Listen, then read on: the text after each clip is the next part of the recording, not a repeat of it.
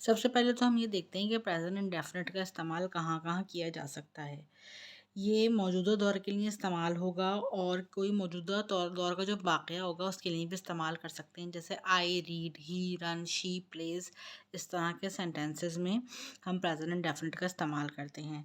इसके अलावा किसी की कोई हैबिट बयान करना, जैसे ही प्लेज़ क्रिकेट ऑन संडे या ही राइट्स लेटर, इस तरीके की कोई भी किसी की हैबिट को बयान करने के लिए भी हम प्रेजेंट इंडेफिनिट टेंस इस्तेमाल करते हैं। इसके अलावा किसी भी रस्म व रिवाज के लिए, रिचुअल्स के लिए भी हम प्रेजेंट इंडेफिनिट का इस्तेमाल करते हैं, जैसे द मुस्लिम्स बरी देयर डेड। इसके बाद जो कुदरत के कवानीन होते हैं, जो कुदरती तौर पर चीज़ें होती हैं, जैसे the sun rises in the east या sun set in the west, इस तरीके से के लिए भी हम प्रेजेंट इंडेफिनिट का इस्तेमाल करते हैं। इसके बाद कोई यूनिवर्सल ट्रुथ आपने बताना हो, जैसे 2 एंड 2 मेक 4, इसके लिए भी प्रेजेंट इंडेफिनिट का इस्तेमाल किया जा सकता है। किसी की नेचर बतानी हो तो उसके लिए भी प्रेजेंट इंडेफिनिट का इस्तेमाल होगा, जैसे द स्नेक बाइट्स मैन। इसके अलावा माजी का कोई ऐसा वाक़या जो अभी रिसेंटली हुआ हो, जैसे कोलंबस डिस्कवर्स अमेरिका, या इसके अलावा किसी की कोटेशन, जैसे कायद आज़म ने फरमाया या हुज़ूर सल्लल्लाहु अलैहि वसल्लम ने फरमाया या अल्लाह ताला कुरान शरीफ में फरमाता है। ऐसे सेंटेंसेस के लिए भी प्रेजेंट इंडेफिनिट इस्तेमाल होगा। इसकी इंग्लिश ये होगी द कायद आज़म सेज़। इसके लिए भी हम प्रेजेंट इंडेफिनिट का इस्तेमाल करेंगे। अब प्रेजेंट इंडेफिनिट की हम फॉर्मेशन देख लेते हैं। प्रेजेंट इंडेफिनिट की फॉर्मेशन के लिए इसका जो स्ट्रक्चर होता है वो होता है subject, first form of verb और ऑब्जेक्ट। सब्जेक्ट हम सबको पहले ही पता होगा कि कोई भी काम करने वाला वो सब्जेक्ट होता है जो काम करता है। काम को हम वर्ब कहते हैं और जिसके ऊपर काम किया जाता है या जिसके ज़रिए से काम किया जाता है उसको हम ऑब्जेक्ट कहते हैं। तो प्रेजेंट इंडेफिनिट के अंदर subject, first form of verb और ऑब्जेक्ट यूज़ होगा।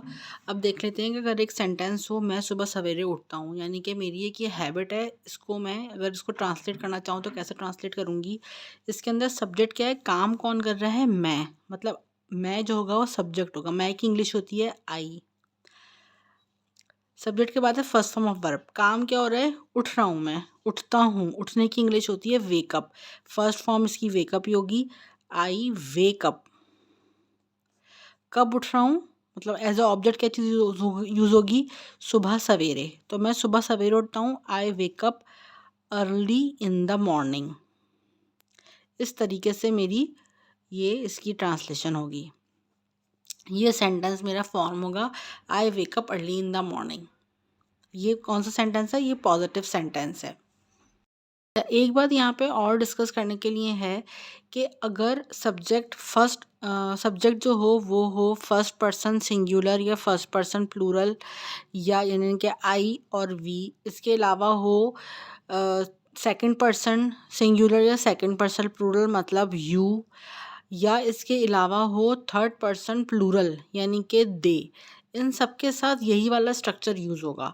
लेकिन अगर हमारा सब्जेक्ट थर्ड पर्सन सिंगुलर होता है, मतलब या तो ही होता है या शी होता है या इट होता है, तो उसके लिए हम वर्ब की फर्स्ट फॉर्म के साथ एस या ई एस लगाएंगे। एस या ई एस लगाने का फैसला ये वर्ब के हिसाब से किया जाएगा। अब ये ही शी इट की जगह इनके नाम भी हो सकते हैं, मतलब या तो नाम हो या फिर first person third person singular के हमारे पास प्रोनाउंस हों। तो जैसे अगर एक जुमला हम ये वाला जो हमने पहले जुमला बनाया है, इसी का अगर हम बनाएं कि सिद्रा सुबह सवेरे उठती है, तो उसकी इंग्लिश क्या होगी, सेम जुमला है, सब्जेक्ट क्या होगी, सिद्रा होगी, सब्जेक्ट आ जाएगी सिद्रा सब्जेक्ट में। उसके बाद वर्ब क्या है हमारे पास, उठना, वेकअप। अब सिद्रा क्योंकि थर्ड पर्सन सिंगुलर है तो इसके साथ हो जाएगा वेक्स अप। वेक की जगह वेक के साथ एस का इजाफा होगा, wakes up early in the morning.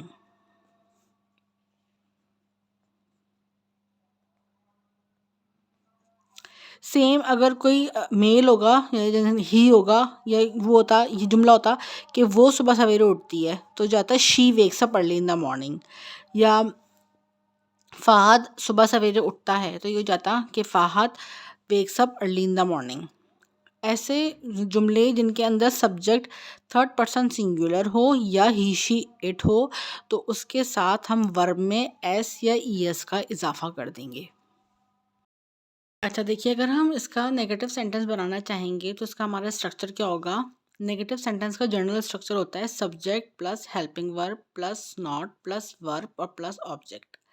लेकिन प्रेजेंट इंडेफिनिट का नेगेटिव का क्या स्ट्रक्चर होगा? सब्जेक्ट प्लस इसमें हेल्पिंग वर्ब डू या डज यूज होता है, not plus first form of verb plus object. अब ये डिसाइड करते हैं कि डू किसके साथ यूज होगा और डज किसके साथ यूज होगा। जिन पॉजिटिव जुमलों में सिंपल वर्ब यूज़ हुआ है बगैर किसी एस या ई एस के, उसके साथ डू लगेगा। जिन सेंटेंसेस में वर्ब के साथ एस या ई एस का इजाफा किया है उनके साथ डज लगेगा। फर्स्ट फॉर्म ऑफ वर्ब लगेगी सिंपल बगैर किसी एस या ई एस के सारे सब्जेक्ट्स के साथ, और बाद में आ जाएगा ऑब्जेक्ट। अच्छा, अब अगर आपको पॉजिटिव सेंटेंस नहीं है, डायरेक्ट ट्रांसलेशन करनी है आपको उर्दू से इंग्लिश, तो उसके लिए भी देख लेते हैं। ऐसे तमाम subjects first person singular first person plural यानी कि I we, second person singular second person plural मतलब यू, और थर्ड पर्सन प्लूरल मतलब दे, उनके साथ डू लगेगा। और बाकी जो थर्ड पर्सन सिंगुलर होगा उनके साथ डज लगेगा। ऐसे सारे सब्जेक्ट जिनके साथ वर्ब में एस या ई एस लगता है उनमें नेगेटिव बनाते हुए डज का यूज़ किया जाएगा एज अ हेल्पिंग वर्ब। अब हमने पहले सेंटेंस बनाया था मैं सुबह सवेरे उठता हूँ, मतलब फर्स्ट पर्सन सिंगुलर है, I wake up early in the morning.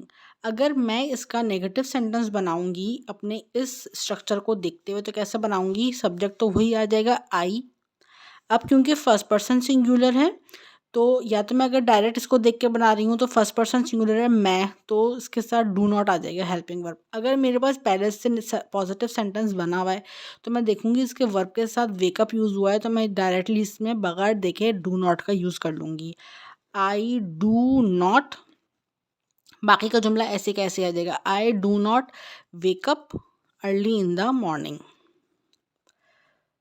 जैसे जो पॉजिटिव में था बाकी का सेंटेंस ऐसे का ऐसे ही आ जाएगा, यानी कि I subject helping verb do not verb first form of verb की, और सब्जेक्ट ऑब्जेक्ट आ जाएगा अर्ली इन द मॉर्निंग।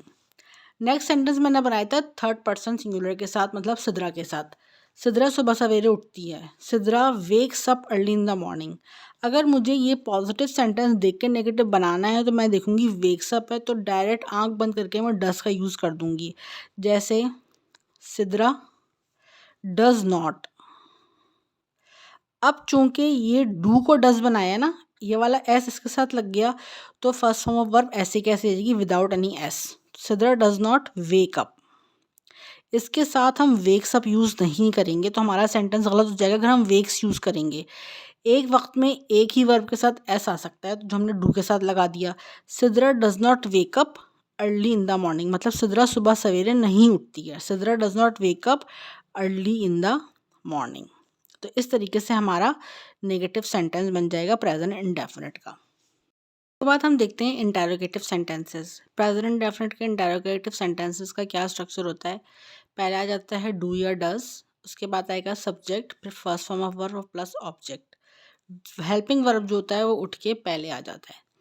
अब अगर मैं जो पहले जुमला बनाया था उसका अगर मैं इंटेरोगेटिव बनाऊँ, पहले सिंपल जुमला था मैं सुबह सवेरे उठता हूँ। अगर कोई मुझसे सवाल करेगा या इस सेंटेंस को सवाल के तौर पे किया जाएगा तो क्या होगा? क्या मैं सुबह सवेरे उठता हूँ? तो उसकी इंग्लिश क्या होगी? क्या मैं है मैं, सब्जेक्ट तो वही रहेगा मैं, तो मैं के साथ हम यूज़ करेंगे do. I wake up, do आ गया, सब्जेक्ट आ गया, फर्स्ट फॉर्म ऑफ वर्ब आ गई। अब ऑब्जेक्ट क्या है? सुबह सवेरे।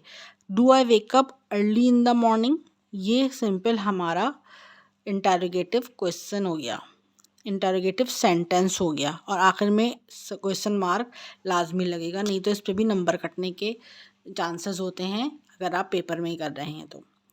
अगर ये थर्ड पर्सन सिंगुलर के साथ की जाएगी या ऐसे जुमले जिसके अंदर डस का इस्तेमाल होगा, तो क्या सिद्रा सुबह सवेरे उठती है? अब सिद्रा थर्ड पर्सन सिंगुलर है तो इसके साथ हम डस का यूज़ करेंगे। डस सिद्रा, यहाँ पे वेक्स अप नहीं आएगा, वापस वेक आएगा। Does Sidra wake up early in the morning. In other words, जो हमारा एफर्मेटिव सेंटेंस था, पॉजिटिव सेंटेंस था Sidra wake up early in the morning. हमने इंटेरोगेटिव में क्या करना है, इससे पहले हमने हेल्पिंग वर्ब लगा देना है सिंपल, बाकी स्ट्रक्चर वही का वही रहेगा। अब ये देखिए स्ट्रक्चर क्या है, subject, first form of verb, object.